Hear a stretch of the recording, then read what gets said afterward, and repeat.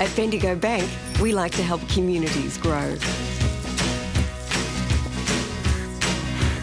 We concentrate on delivering you great products and services. I like you so very much. So much, in fact, I gotta wake you up. It's not that I have words. Because we know that if you grow, Wanna see you looking the community will grow with you. At the Bendigo, it starts with you. Good morning and welcome to the Geelong Cricket Show, and say good morning to my little friend, the Duck, because last weekend in the Geelong Cricket Association, Division 1s, 2 and 3, there were 22 ducks. There were 64 leg before wicket decisions given, and there was 194 extras, or 8% of total runs scored in first 11 games across those three divisions.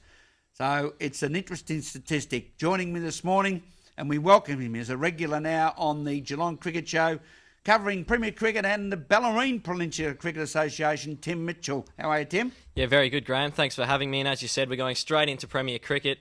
And the Cats in trouble against Richmond. I think sitting second, the Cats on the table, but Richmond from 16th. They've gazumped the Cats almost, and Geelong in a lot of trouble at about 3 for 44, Graham. Yes, Richmond's got through to 206 off 81.1 overs with Cameron White plundering 94. Great to see a state player back making runs, Tim. Well, certainly is, and I think Aidan Blizzard was another one that was in the Richmond side as well. So they've got a few of those state players back, and they've got the Cats in trouble. Mark Carson bowled superbly at 5 for 47 off 26. And great to see Trent Waller as the Iceman back with 2 for 47 off 18. Geelong went to the crease. They were 1 for 1, 2 for 1, 3 for 3. And it's now up to Sean Dean, Liam Buchanan currently at the crease, Tom Elliott, Andre Borovac and Damien Shanahan to come. Tim Mitchell, can Geelong win? Oh, I think they can. Sean Dean's probably the most important one for them. He's the man in form, got 140 odd last weekend. And Tom Elliott's probably the other one that's crucial as well. They're the two. They're fairly defensive batsmen, you'd have to say, but both like to work the ball around. And if those two can do the job for the Cats, then they might get home against Richmond. Go Cats up there at the Punt Road Oval. Turning our attention to the Bellarine Peninsula Cricket Association. Yes, it's a big one down in the Bellarine. B for big and B for Bellarine. And congratulations to Travis Brown from Drysdale last week, Tim. Made 106 not out and led the Hawks to their third consecutive win. Drysdale take on Ocean Grove, and down at the Ocean Grove, because Drysdale's ground is under refurbishment. It should be another difficult game for the Hawks. Certainly, Ocean Grove are a side that really need to turn it around. I think they've lost 4 after winning their opening game. Had to bye first round, the Grubbers. David Bates probably the key for them. I think he's been in pretty good touch. Got 100 the first 2 weekends in the BPCA. He was the story to come out of those first 2 weekends. He's the big player for Ocean Grove, and if he can get some runs, then they are a chance. But Drysdale 3 on the trot, so they'll fancy themselves of taking that 4th victory this weekend. And in the Bellarine Peninsula Cricket Association, there is a side viewers known as Newcombe, not to be confused with Newcombe and District in the GCA. Newcombe taking on Wellington at the picturesque Wellington ground. Oh, certainly, Wellington's a beautiful ground, and it's beautiful to be at Wellington at the moment because they've won 2 on the trot, which is something that they would have never thought could happen. But they've got Damien Beamans, and he's changed a lot there. And 2 wins, something that was unheard of at Wellington. I think they hadn't won a game since round 6, 2006. But they beat Geelong West St Peters, got the monkey off the back, and they're now looking at 3 wins on the trot against Newcombe, who are currently bottom place in the BPCA. St Albans make the visit down to Jan Juck, and the evergreen Ian Ligo in great form after his century in the last round. Jan Juck at home, maybe a little bit too strong? I think it'll be a very close game and probably the game of the weekend to watch in the BPCA. We revert back to the one-day format, so it'll be interesting to see whether Jason Murray can get his side up. They had a bye last weekend. It's always interesting when a side does have the bye to see what way they go, whether they get a bit complacent or they come back, and it's really refreshed them. But St Albans are a side, I think, that they lack complacency, and they're a very talented side. So it'll be a tough test for Jan Juck, and it'll really test their mettle and show whether they can be a final side or not.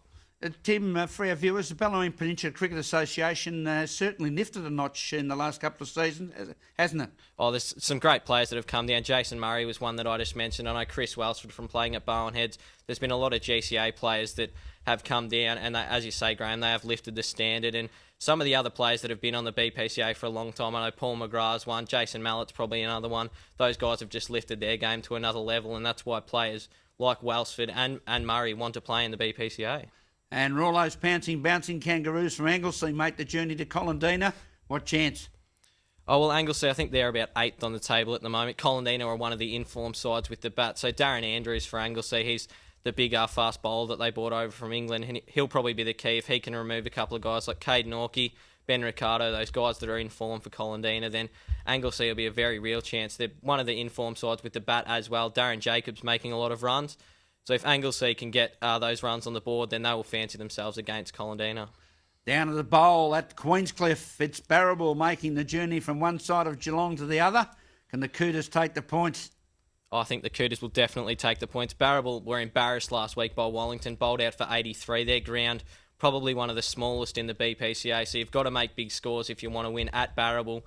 But they travel to Queenscliff, which is the exact opposite. The bowl is one of the bigger grounds in the Ballerine, so they really need to turn it around. Barrable, a couple of the guys that were in form last year, Kane Pickering and Heath Farnsworth, they just haven't fired at all this season. And if Barrable are going to be any chance this weekend, they really need those two to stand up. And the Cheetahs, the Geelong West Sporting Club, a little disappointing so far this season. Journey on down to the Boat Road Oval against the Port Arlington Demons. The Demons should take the points. Oh, they certainly should. They were very unlucky last weekend, Port Arlington. Bowled fairly well against Bowenheads, just didn't have enough on the board with that 235 that they got.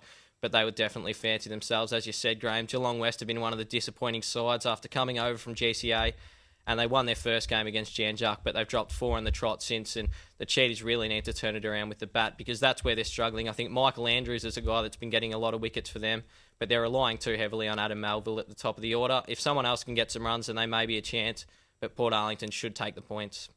Thanks to Tim Mitchell for his review of the Ballerine Peninsula Cricket Association and Premier Cricket.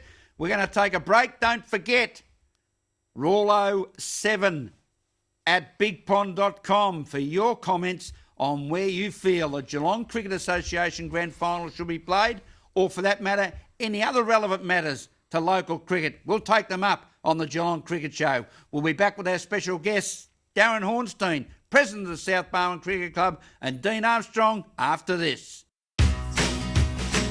At Bendigo Bank, we like to help communities grow.